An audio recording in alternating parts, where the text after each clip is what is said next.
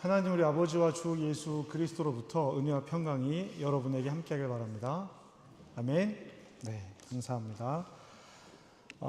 우리가 믿음의 조상을 이야기할 때 아브라함을 이야기합니다. 믿음의 조상 아브라함에게는 12명의 아들이 있었는데요. 이런 찬양도 있었어요. 잘 모르시나 본데. 이상하게 제가 아는 찬양은 우리 성도님들 잘 모르시더라고. 네. 아브라함은, 성경에 기록되어져 있는 아브라함은 하나님께서 불러내신 사람입니다. 본토 친척 아비집에서 불러낸 사람이에요. 이렇게 아브라함은 3번 하나님에게 부름을 받는데 12장, 15장, 17장 이렇게 3번 하나님의 부름을 받습니다. 창세기 12장에는 우리가 너무나 잘 알고 있는 것이죠. 너는 본토 친척 아비집을 떠나 내가 내게 지시하는, 이렇게 시작하는 성경 구절이잖아요. 하늘의 별처럼 바다의 모래처럼 많은 후손을 줄 것이다, 이렇게 약속을 하십니다. 큰 민족을 이루게 하겠다라고 약속하세요. 그리고 아브라함을 그 가족으로부터 불러내십니다. 요즘은 가족을 떠나서 살아가는 일들이 몇 가지 불편함을 제외하면 그렇게 큰 위협은 아닐 수 있어요. 요즘은.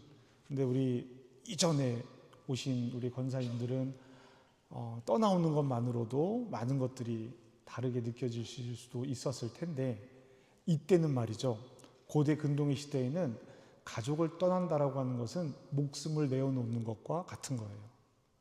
내가 갖고 있는 재산을 이웃 부족이 다 뺏어가도, 목숨을 뺏어가도 할 말이 없는, 그냥 뺏겨야 되는 그런 시절을 살아가고 있는 것이 이 당시의 사람들입니다. 그러니까 아브라함이 그냥 단순히 가족, 부모, 자식을 떠나왔다라는 것이 아니라 씨족으로 확대되어 생존에 직결되는 아주 중요한 단위를 떠나왔다라는 거예요. 이제 인간적으로는 나를 보호해 줄 수 있는 것이 아무것도 없다라는 뜻이죠. 보통 이렇게 가족을 떠날 때는 징벌적인 요소가 큽니다. 벌 받는 거예요. 너 여기서 나가. 그런데 아브라함은 하나님께서 부르시고 그 부름에 응답해서 자발적으로 떠나는, 하나님과 동행하는 여정이 시작이 된 것입니다. 그리고 두 번째 부름은 창세기 15장에 기록이 되어져 있는데요. 이 12장과 15장 사이에는 하나님께서 아브라함을 이끄시는, 아브라함을 끌고 다니시는 그 열심을 보여주십니다. 아브라함을 축복에 걸맞는 사람으로 성장시켜가는 것을 우리가 볼 수 있어요. 그리고 창세기 15장에 이 하나님께서 아브라함에게 자녀를 약속하는 장면이 기록이 되어져 있습니다. 그리고 하나님께서 그것을 축복하시는 내용이 기록되어져 있죠. 앞서 말씀드린 것처럼 가족은 단순히 그냥 아이를 낳는 것이 아니다라는 거예요. 가족을 이루는 것은, 그 당시 고대 근동에서는요, 가족을 이룬다라는 것은 후손을 통해서 내가 계속 살아간다라는 것을 이야기하는 거예요. 그러니까 후손이 없으면 내 생명은 여기에서 끝난다라고 생각했던 것이죠. 그런 관점에서 자녀가 없다고 한탄하는 아브라함에게 하나님께서 축복해 주시는 장면이 창세기 15장의 축복의 내용입니다. 그리고 여기에서는 앞선 축복, 불러낼 때 축복하시는 것과 다르게 제사가 추가가 돼요. 제사가 추가가 되는데, 아브라함이 하나님께 제물로 드린 제물을 하루 종일 기다리시다가 저녁 때가 되어서 그 제물 사이를 불이 지나가면서 제물을 불태우면서 그 제사를 드리게 됩니다. 쪼개진 제물 사이를 지나는 것은요, 맹세의 의미를 가지고 있는 거예요. 저와 우리미가 어떤 약속을 할 때 우리 사이에 양을 한 마리 반 쪼개서 놓고 맹세를 하면, 이 약속이 이루어지지 않으면 내가 이렇게 될 거야, 이런 맹세의 의미예요. 하나님께서 아브라함에게 그만큼의 마음을 가지고 축복하고 계시다라는 것을 볼 수 있습니다. 그리고 오늘 우리가 읽은 17장에 나오는 세 번째 축복입니다. 그러면 이 축복이 갖는 의미는 무엇일까라는 것을, 첫 번째, 두 번째, 세 번째의 의미는 무엇일까 생각해 볼 필요가 있죠. 세 번째 축복은요, 99세에 받고 있다라고 이야기를 하고 있습니다. 하나님께서 아브라함에게 하신 축복은 이제 실제로 일어날 곧 다가올 일이라는 것을 이야기하고 있어요. 99세에 이 일이 일어납니다. 이 일은 두 번째 축복이 있으로부터 약 13년 정도 뒤라고 생각을 합니다. 왜냐하면 나중에 17장 후반에 가면 이스마엘이 할례를 받는데 13세에 할례를 받았다라고 되어져 있어요. 그래서 두 번째 축복 그리고 16장에 이스마엘을 낳는 장면이 나오니까 약 13년이겠다라고 얘기하는 것이죠. 그러면 적어도 성경의 기록상 13년 동안 하나님께서 아브라함에게 어떤 말을 하지 않으셨다라고도 볼 수 있는 거예요. 그러다가 99세에 짠하고 나타나셔서 이렇게 말씀을 하십니다. 자, 우리 한번 읽어보겠습니다. 시작.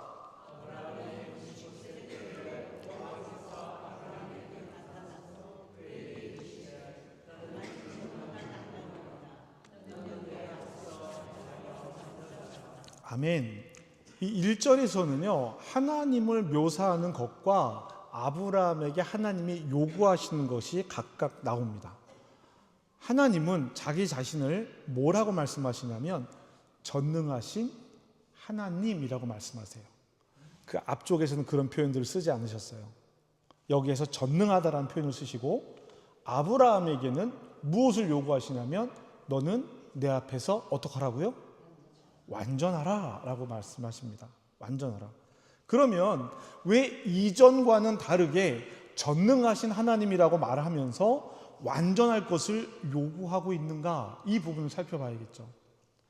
말씀드린 것처럼 16장에서 아브라함은 이스마엘을 얻습니다. 하갈을 통해서 이스마엘을 얻었다라는 거예요.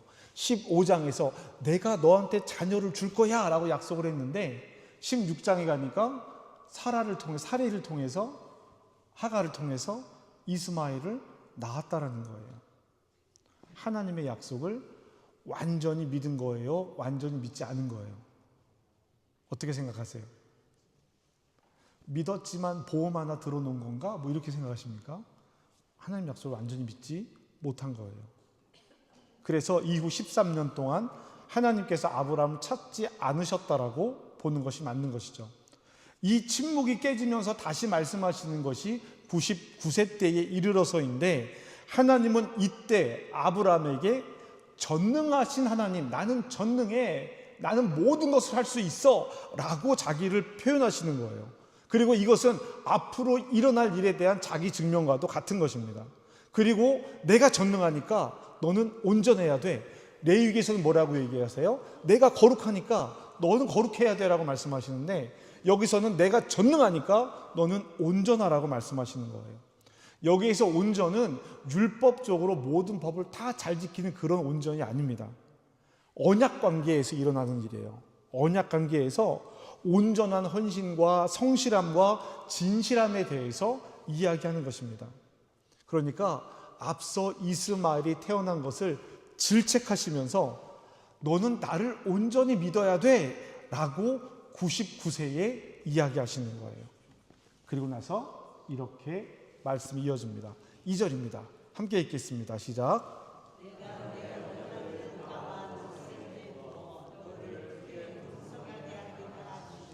네, 아멘. 여기까지는 앞선 축복들과 다르지 않습니다. 그런데 이 17장의 약속은요, 앞선 약속들보다 구체적인 이야기들이 이제 나오기 시작해요. 3절 이후에 그 말씀이 나오는데요, 이 언약의 중요한 지점은 3절과 5절에 있습니다. 아브라함이 하나님 앞에 엎드립니다. 엎드려요. 그리고 하나님께서 그의 이름을 바꾸십니다. 지금까지 약속이 아니라 더 확대된 어쩌면 새로운 언약을 선포하시는 거예요. 이렇게 말이죠. 5절입니다. 함께 읽겠습니다. 시작.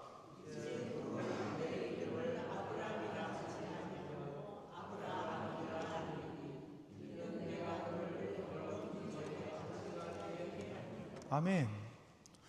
앞선 하나님의 축복에서는요, 하나님께서 아브라함에게 하늘의 별, 바다의 모래, 셀 수 없는 자손, 후손이라고 표현을 하십니다. 그런데 17장에서는 지금 뭐라고 말씀하시냐면 여러 민족의 아버지라고 얘기하시는 거예요. 그러니까 앞에 거를 보면, 앞에 말을 들어보면, 그래, 아브라함이 직계의 후손들, 우리가 생각할 때 이스라엘이죠. 이스라엘의 후손들이 저렇게 많아질 거야 라고 생각할 수 있어요. 그런데 17장의 말씀을 보면 이스라엘 말고도 여러 민족의 아버지가 된다라고 기록을 하고 있는 겁니다. 6절 말씀 보실까요? 이렇게 기록되어 있습니다. 내가 너로 심히 번성하게 하리니 내가 너에게 민족들이 나게 하며 왕들이 내게로부터 나오리라. 아멘. 민족을 언급하는 거에 그치지 않고 왕들에게까지, 여러 왕족까지 이야기합니다. 7절에서 다시 한번 약속을 말씀하시고 8절에서는요, 이 약속이 이루어진 곳이 어디냐, 시작되는 곳이 어디야? 가나안 땅이야 라고 지역을 말씀해 주세요. 그리고 하나님은 이 약속을 몸에 새겨라 라고 이전과는 다르게 말씀하십니다. 9절입니다. 함께 읽겠습니다. 시작.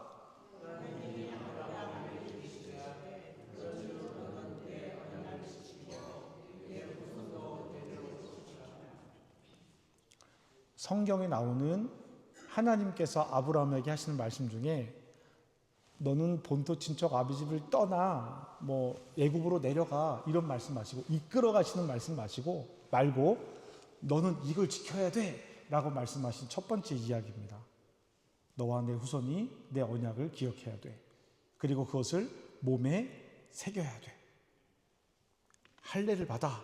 이렇게 이야기하는 겁니다. 그러니까 이제 이 약속으로 말미암아 아브라함이 되면서 언약이 확정되고 언약 백성의 정체성이 확립이 되는 겁니다. 이 약속의 의미가 너무나 중요하고 큰 것이요, 이 약속 때문에 오늘 저와 여러분들이 하나님을 만나고 예수를 그리스도로 고백하고 있는 거예요. 이 언약이 갖는 의미, 신약에서 언급되는, 특히 바울이 이야기하는 율법이 아닌 믿음으로 구원에 이릅니다 라고 하는 믿음의 구원의 확신에 대해서 이 고백, 이 이야기들이 근거가 되는 거예요. 할례는 세례로 확장이 됩니다. 믿음의 근거가 이 구절을 통해서 오늘 우리에게 이어져 온 거예요. 우리에게는 너무나 소중한 말씀이 되는 겁니다. 또한 예수께서 아브라함의 후손이 되잖아요. 아브라함의 후손으로 이 땅에 오신 것에 대한 의미도 있습니다. 이로 말미암아 아브라함은 모든 영적인 민족의 믿음의 조상, 아버지가 되었다라는 것입니다. 그리고 아브라함에게 약속된 가나안은 우리에게는 어떻게 돼요? 이제 영원한 하나님 나라로 확장되어 가는 겁니다. 사랑하는 성도 여러분, 이 말씀을 기억하시기 바랍니다. 하나님께서 아브라함에게 너는 내 앞에서 행하여 완전하라고 말씀하셨습니다. 너는 내 언약을 지켜라 라고 말씀하셨어요. 하나님께서 우리에게 성실하신 것처럼 너희도 나에게 성실해야 되지 않겠니? 라고 말씀하시는 겁니다. 우리가 하나님 앞에서 성실해야 하는 것은 그것을 통해서 하나님께서 우리에게 주시는 말씀, 우리를 이끌어가는 뜻을 알 수 있기 때문이죠. 사랑하는 성도 여러분, 여러분은 하나님과 성실하게 온전하게 시간을 갖고 계십니까? 여러분의 하루의 삶에서 하나님과 보내는 시간은 어느 시간이 하나님과 보내는 시간입니까? 기도의 시간은 얼마나 갖고 계십니까? 말씀을 읽으십니까? 아이 목사님, 뭐 시간을 떼놓고 기도하나요? 저는요, 아침에 눈 뜰 때부터 밤에 눈 감을 때까지 무시로 기도합니다. 무시로. 기도 안 한다는 얘기죠. 여러분, 육신의 연약함을 이야기하는 것, 제가 수요예배 때도 말씀을 드렸지만 내 육신이 연약해서, 우리 기도할 때도 그런 기도 많이 하잖아요. 육신이 연약해서 또 죄를 짓습니다. 이런 얘기 많이 하는데, 사실은 이것은 조심스럽긴 하지만 이렇게 얘기한다라고 하는 것은 성령께서 나에게 역사하시는 것을 내가 거절하는 것일 수도 있어요. 우리가 이전에는 죄의 자녀였다가, 죄의 종이었다가 하나님의 자녀가 되는 권세를 누렸으면 성령의 인도하심을 따라 살아가야 되는데, 여전히 우리는 육체가 연약하여서 죄 짓고 있고 하나님 이렇게 기도하는 것은 성령의 인도하심을 내가 따르지 않고 있다라고 하는 이야기가 될 수 있는 겁니다. 우리의 육신은 연약하나 날로 새로워질 수 있는 것은 성령께서 우리와 함께 하시기 때문입니다. 바울이 성령을 가리킬 때 우리에게 중요하게 하셨던 말씀이에요. 하나님과 언약의 표시, 우리에게는 어떤 언약의 표시가 있습니까? 여러분에게는 어떤 언약의 표시가 있습니까? 바울은 로마서 2장 29절에서 이렇게 이야기합니다. 맞나요? 이게 잘못됐네. 여기 있네요. 자, 같이 한번 읽겠습니다. 시작. 오직 이변적 유대인이며 할례는 마음에 할지니 영이 있고 율법 조문에 있지 아니한 것이라. 그 칭찬이 사람에게서가 아니요 다만 하나님에게서니라. 아멘. 사도 바울은 로마서에서 할례에 대해서 가르치면서 율법적으로 할례를 받는 것이 아니라 마음의 할례를 받아야 된다라고 말씀하세요. 그리고 골로새서에서는 뭐라고 얘기를 하냐면 육체의 몸을 벗는 것. 제가 조금 전에 육신이 연약하여 또 이런 말씀 드렸잖아요. 골로새서에서 할례를 바울이 이야기할 때 육체의 몸, 정욕과 욕망을 벗고 그리스도의 할례를 입는 것이라고 할례를 표현합니다. 이 모든 것이 아브라함에게서부터 시작되었다라는 겁니다. 그래서 아브라함을 믿음의 조상으로 부르는 것이죠. 다시 묻습니다. 우리에게는 어떤 언약의 표시가 있습니까? 육의 몸을 벗는 그리스도의 할례가 있습니까? 그리스도인으로 산다라는 것은 전능하신 하나님의 주권 아래 언약 백성으로 살아간다는 것입니다. 온전한 순종이 따르는 삶을 살아가는 거예요. 그렇다면 어떻게 그럴 수 있느냐라는 것이죠. 아브람은 아브람 시절에도 2번이나 하나님의 축복을 받았습니다. 그럼 그 축복은 잘못된 축복인가요? 그렇지 않다라는 거예요. 그 시절에도 축복을 확인했습니다. 그리고 무엇보다도 하나님께서 아브라함이 아니라 아브람을 이끄셨단 말이에요. 아브람을 이끄셨어요. 많은 분들이 아브라함을 복의 근원이라고 얘기합니다. 지금 카자흐스탄에 선교사로 가 있는 저랑 친한 후배인데 나이가 많은 형이 있어요. 학교 다닐 때, 신학교 다닐 때 결혼을 했습니다. 그 아이를 낳았어요. 그 아이의 이름을 근원이라고 줬어요. 근원. 김근원. 형, 왜 근원이야? 복의 근원. 근원이라고 생각합니다. 그런데 여러분, 저는 복의 근원보다도 더 깊이 하나님께서 아브라함을 통해서 어떻게 우리의 인생을 이끌고 가시는지 그것을 보여주는 것이 아브람 시절의 아브람의 이야기라는 거예요. 하나님의 열심이라고 표현하는 목사님도 계십니다. 저는 그것에 동의합니다. 그러면 앞선 두 축복은 어떤 축복일까?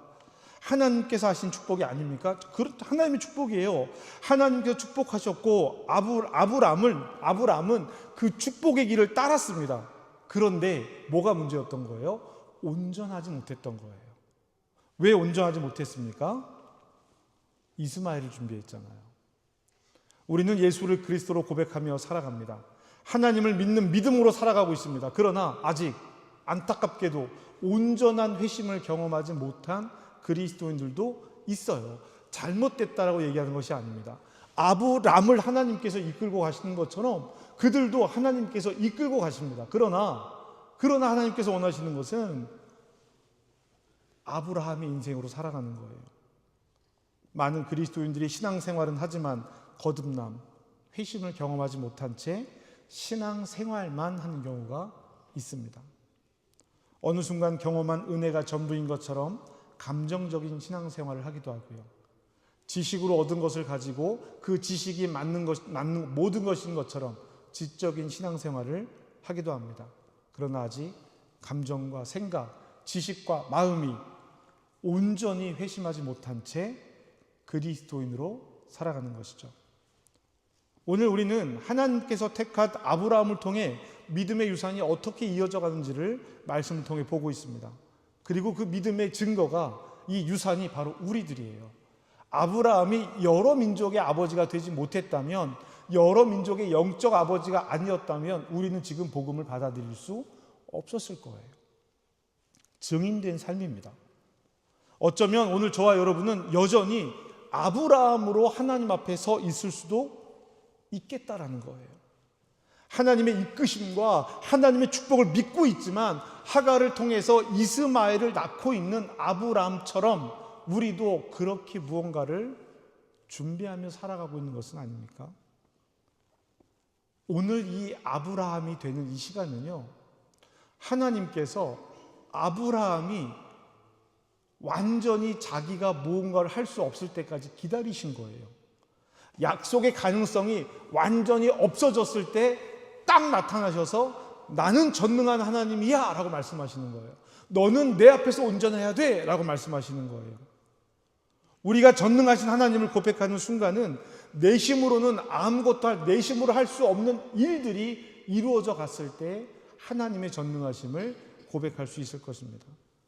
아브라함은 여전히 자신의 능력과 힘으로 무언가를 할 수 있는 사람이었어요. 축복도 받았고 약속도 받았습니다. 그러나 이스마엘을 낳았다라는 거예요. 하나님께서 하지 않으시면 내가 뭐라도 준비해야지. 지금 내가 80이 넘어가고 있는데 아직도야? 언제 끝날지 몰라. 그러니 지금이라도 준비해 놔야지. 이게 이스마엘이었어요. 자신의 힘으로 예비한 겁니다. 그러나 아브라함은 자신의 능력으로 결정적인 것은 할 수 없었다는 거예요. 땅도 얻었고 돈도 많습니다. 고향을 떠난 사람 치고는요 엄청나게 성공한 거예요. 그런데 아까 말씀드린 것처럼 그 당시 문화에서 자녀가 없으므로 누릴 수 있는 것이 없는 것입니다. 아브라함은 자기의 인생이 끝났다고 생각했어요. 그리고 이제 아브라함이 되었습니다. 오히려 끝이라고 생각한 순간 민족의 아버지에서 민족들의 아버지가 되는 거예요. 자기의 능력이 아니라 하나님께서, 전능하신 하나님께서 그렇게 하신 것입니다. 아브라함의 인생을 우리의 신앙생활로 비교해 보면 하나님께서 아브라함을 부르시는 장면이 하나님의 부르심의 순간, 예수를 소개받고 따르기로 결정한 우리의 믿음의 순간일 수 있습니다. 재물의 불가운데로 지나가는 것을 예수 그리스도의 십자가 은혜로 말미암아 이제는 더 이상 없어지지 않는, 취소되지 않는 하나님의 약속을 우리가 받았습니다. 우리는 그 삶을 구별하면서 예배자로 이 세상을 살아가겠습니다 라고 선택하는 순간이 될 수 있습니다. 여기까지가 아브라함의 신앙이에요. 이제 전능하신 하나님께서 아브라함을 아브라함으로 부르시면서 약속하신 언약을 실행하십니다. 온전하여지기를 요구하십니다. 바로 지금이 회심, 그리스도인으로 삶을 살아가는 그 순간이 되는 것이죠. 예수를 그리스도로 고백하는 것, 이것이 십자가의 은혜를 살아가는 사람들의 신앙의 고백입니다. 하나님의 아들 독생자 예수께서 하신 놀라운 일을 믿음으로 고백한 것을 넘어 그것만이 우리의 길이고 그 길을 따라가야만 우리의 인생이 온전함에 이릅니다 라는 고백이 되는 거예요. 아브라함이나 그 삶은 별로 변하지 않았던 것 같아요. 아브라함이 지금 이런 축복을 받고 있잖아요. 그런데 말이죠, 18절 네, 이거 한번 읽어보실까요? 같이 읽겠습니다. 시작.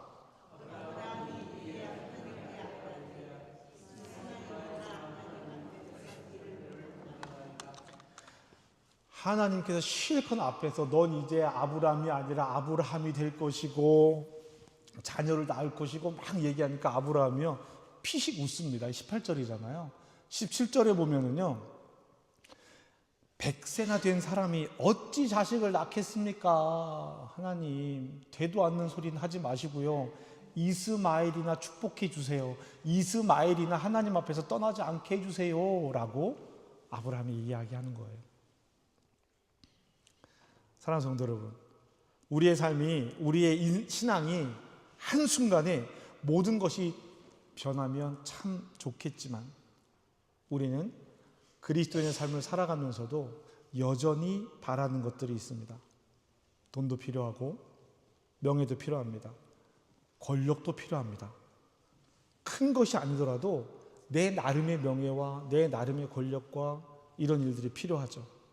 여러분, 그것들을 무시하거나 없어도 된다, 아무것도 없이 살아가세요 라고 말씀드리는 것이 아닙니다. 다만 아브라함으로 사는 인생에서 아브라함으로 살기를 바라는 거예요. 우리가 그리스도인들이 아브라함의 축복이라고 이야기하는 많은 것들이 아브라함 시대에 받은 축복에 그치는 경우가 많습니다. 우리가 바라고 원하는 것들이요. 정욕으로 욕망으로 구하는 일을 멈추고 하나님의 필요를 따르는 삶이 되기를 바랍니다. 사랑하는 여러분, 우리 아브라함의 인생을 살아갑시다. 아브라함의 축복의 인생만 바라는 것이 아니라 아브라함으로 언약의 백성으로 살아가며 하나님께서 주시는 축복을 누리는 인생이 되기를 바랍니다. 아브라함이 되는 과정의 첫 번째가 본토 친척 아비집, 나를 안전하게 보호하는 것으로부터 떠나는 것이었습니다. 나를 안전하게 지켜줄 것이라고 내가 믿고 구하는 그것에서부터 떠나는 것이 우리가 아브라함으로 살아가는 첫 번째 걸음이 될 것입니다. 세상의 정욕과 욕망을 떠나 전능하신 하나님 앞에 온전히 행하고 마음의 할례를 받으시기를 주님의 이름으로 축복합니다. 전능하신 하나님의 일에 동참하는 저와 여러분의 삶이 되시기를 주님의 이름으로 축복합니다. 기도하겠습니다. 하나님, 오늘도 우리에게 하나님의 뜻을 보여주시니 감사합니다. 하나님께서 우리를 아브라함으로 부르셨음을 기억합니다. 그리고 우리를 아브라함으로 이끌어 가심을 기억합니다. 성령님, 우리를 도와주시옵소서. 우리 곁에서 지켜주셔서 우리가 아브라함으로 하나님 앞에 설 수 있도록 도와주시옵소서. 때로는 우리는 이스마엘을 준비합니다.